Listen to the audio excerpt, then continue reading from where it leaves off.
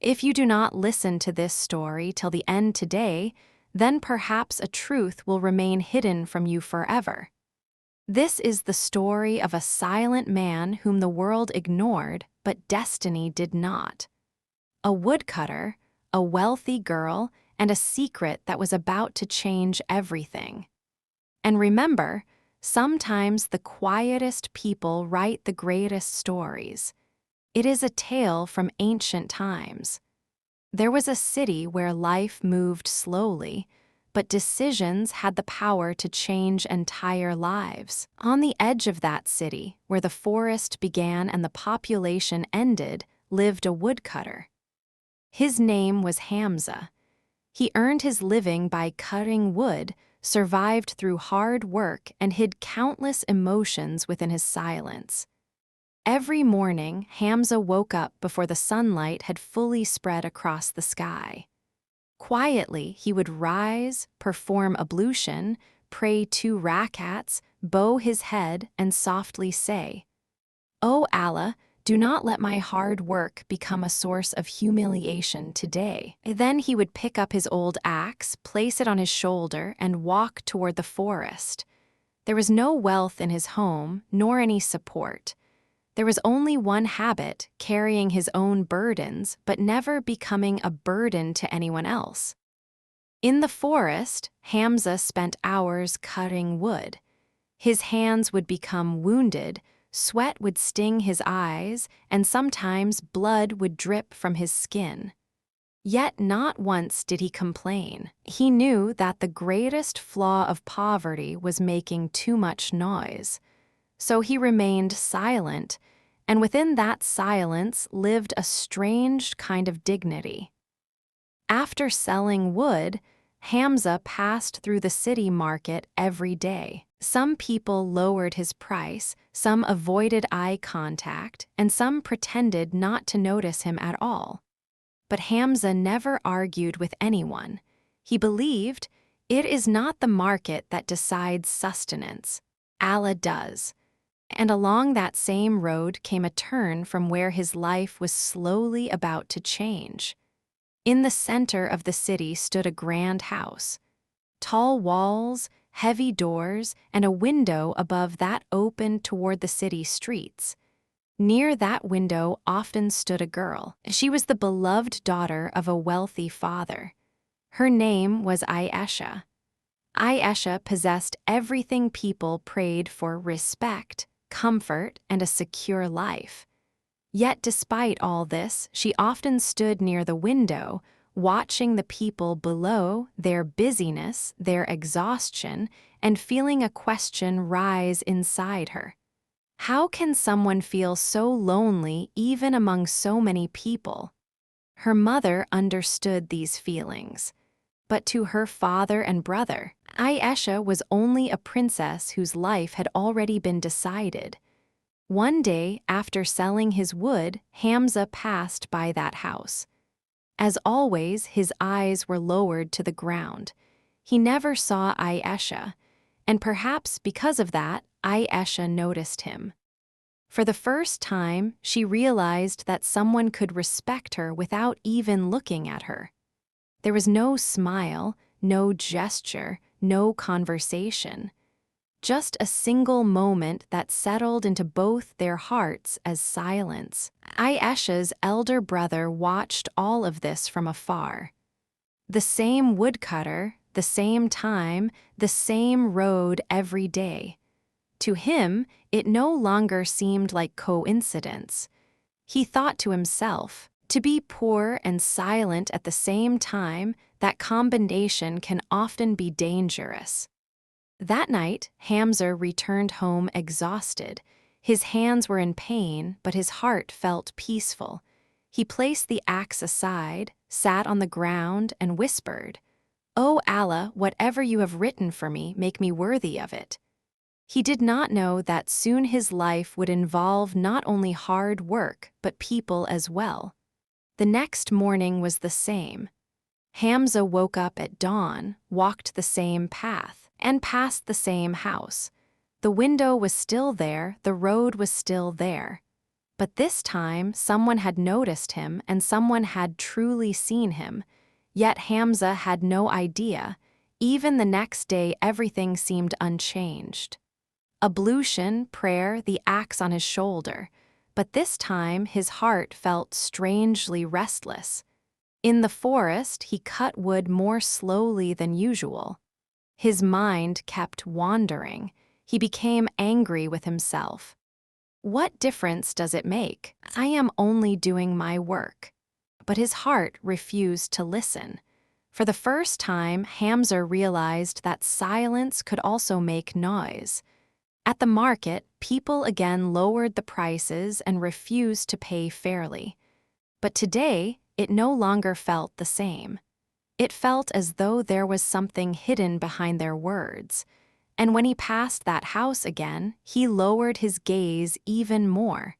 Ayesha was standing by the window again. But this time, she was not only watching, she was waiting, though even she did not understand what exactly she was waiting for. Hamza passed by with lowered eyes and hurried steps, while Ayesha's heart began beating faster for no reason. Questions rose within her mind. Why does he never look at me? When everyone else does, why doesn't he? For the first time, Ayesha found herself surrounded by questions. Her mother saw her move away from the window. There was a nervousness in her eyes that revealed everything without words. Her mother asked nothing and simply said, "The wind is strong today. You will catch a cold." Ayesha nodded, but her thoughts were elsewhere. Meanwhile, her elder brother observed everything carefully. His sister at the window, the same woodcutter below, the same hour every day. Now it was no longer mere suspicion. He told his father, "Have you noticed? The same man, the same time, the same road every day."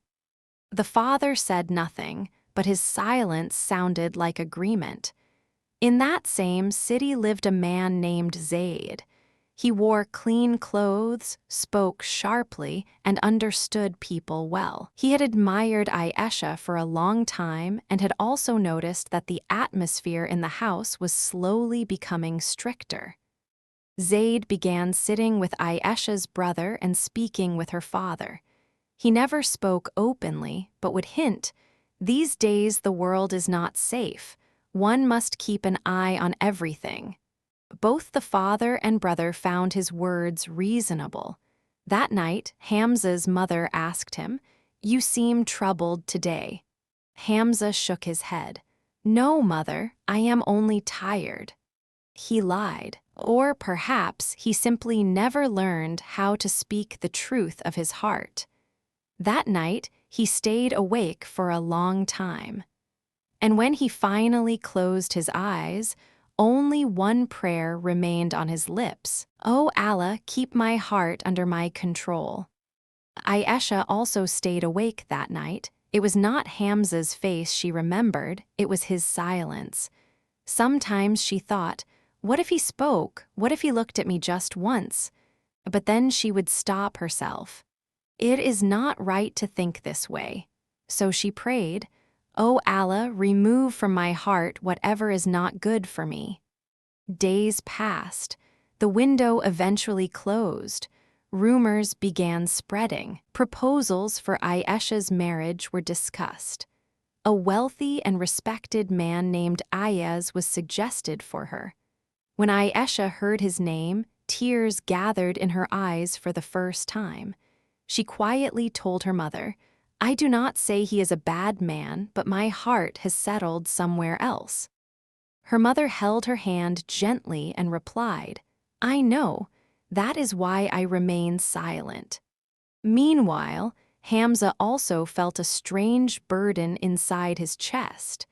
Without understanding why, he decided, it is better to stay away from what was never mine. He began walking faster whenever he passed that road. Soon, 3 different decisions had been made. Hamza decided to distance himself. Ayesha no longer dared to open the window.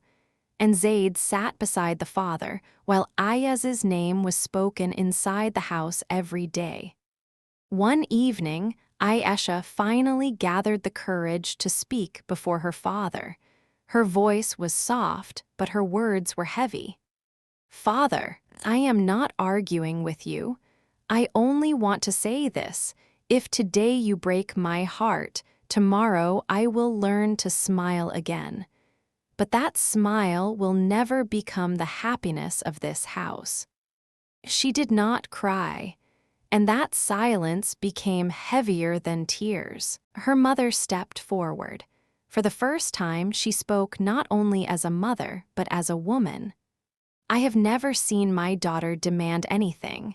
She hid what she felt, and if even that is a sin, then perhaps daughters are born only to carry burdens."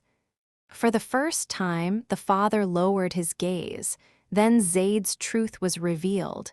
He admitted, "Because I want to marry Ayesha myself." The room fell into shock. Her brother said coldly, "So you were not helping us. You were clearing your own path." Later, Ayaz was called. He listened to everyone quietly before saying, "I do not want to build my home by becoming a burden upon someone's heart.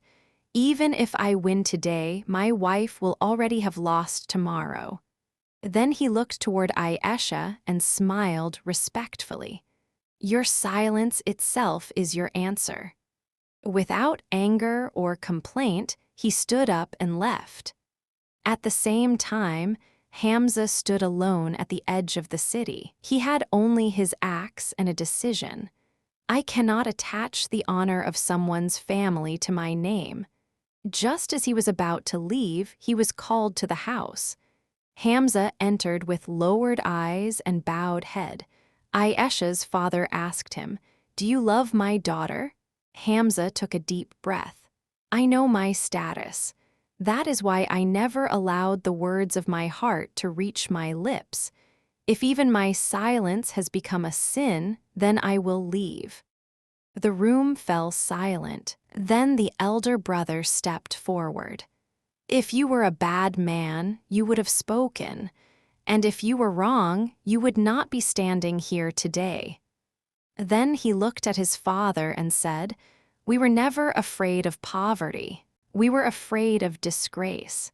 But disgrace comes from wrong decisions." The father closed his eyes for a long moment before finally speaking. "If my daughter's peace exists within this man's silence, then what kind of father would I be if I took it away from her?" Then he looked at Hamza. "You are a woodcutter, but you have carried the weight of dignity better than I ever could." Ayesha was finally called into the room. She stepped forward with lowered eyes. There was no fear in them anymore, only peace. Her father asked, "Are you ready to spend your life with this man?" Ayesha answered softly, "The man who never tried to possess me, I can spend my life with him." The father looked toward his wife, then his son, then Hamza. "I can give my daughter a wealthy home, but if I cannot give her peace, then that wealth means nothing." The next morning there was no celebration, no loud music, no display of luxury. Only respected elders, responsibility, prayers, and then one word was spoken: nikah. A few days later, Hamza passed along the same road once more. But this time, alongside the axe on his shoulder, he also carried responsibility. The window was open, but Ayesha was no longer standing there. She was now inside the home, stepping into her new life.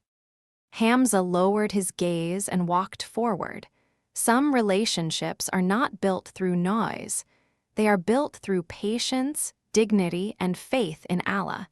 And if this story felt connected to your own life in some way, then understand that the story does not truly end here.